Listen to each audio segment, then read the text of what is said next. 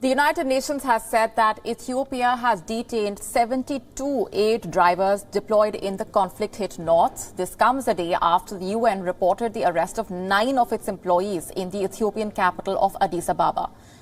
The latest detentions have targeted contract drivers for the World Food Programme. The United Nations has called for the release of the detained staffers. The current numbers that I have is that at least 9 UN staff members are currently detained.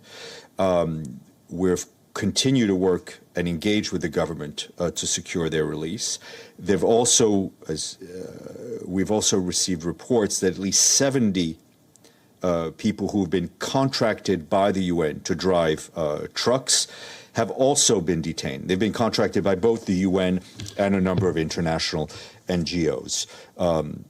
And again, we are calling for their release. Meanwhile, the United States Secretary of State Antony Blinken has said that there is still a window of opportunity in Ethiopia. Listen in. Is an opportunity, I hope, for everyone to pull back, to sit down, to get a halt to what's happening on the ground, and ultimately to produce a ceasefire, to have access for humanitarian assistance, and over time to negotiate a more durable political resolution. And I do think there's an opportunity born of necessity, because the alternative of conflict that overtakes Ethiopia, spills out of the country into the region, should be sobering to everyone and to all concerned. Ethiopian officials announced a 6-month nationwide emergency. This came amid rising fears that fighters from the Tigray People's Liberation Front would advance on the capital.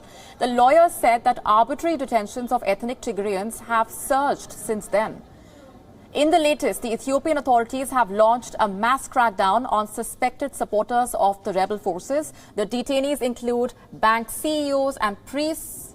Authorities are now holding anyone suspected of supporting the rebel group without a warrant. Law enforcement officials have described such detentions as part of a legitimate crackdown on the TPLF. The Ethiopian Prime Minister Abiy Ahmed sent troops into Tigray last November in a bid to topple the TPLF. He said the move was in response to attacks on army camps. By late June, the TPLF had taken most of the region, including its capital, Mekelle. Since then, Tigray has been under what the United Nations described as a de facto humanitarian blockade. The fighting has led to a huge humanitarian toll. Rights organizations have been issuing reports on rising sexual violence. Ethiopian and Eritrean soldiers have been accused of mass rapes. Survivors have not been able to get access to health care and other critical services. Yesterday, Amnesty International said that Tigrayan rebels had raped, robbed, and beat up women in the Amhara region. The TPLF criticized the report and said that it used disturbingly flawed methodology. The Ethiopian government has said that atrocities committed by the TPLF should be condemned by all. And for more on these developments, we earlier spoke to our correspondent Coletta Banjohi from Addis Ababa in Ethiopia. Take a look. Now we are yet to get details, at least either from the United Nations or from the government, a response, maybe an official one, on the issue of the detained UN officials.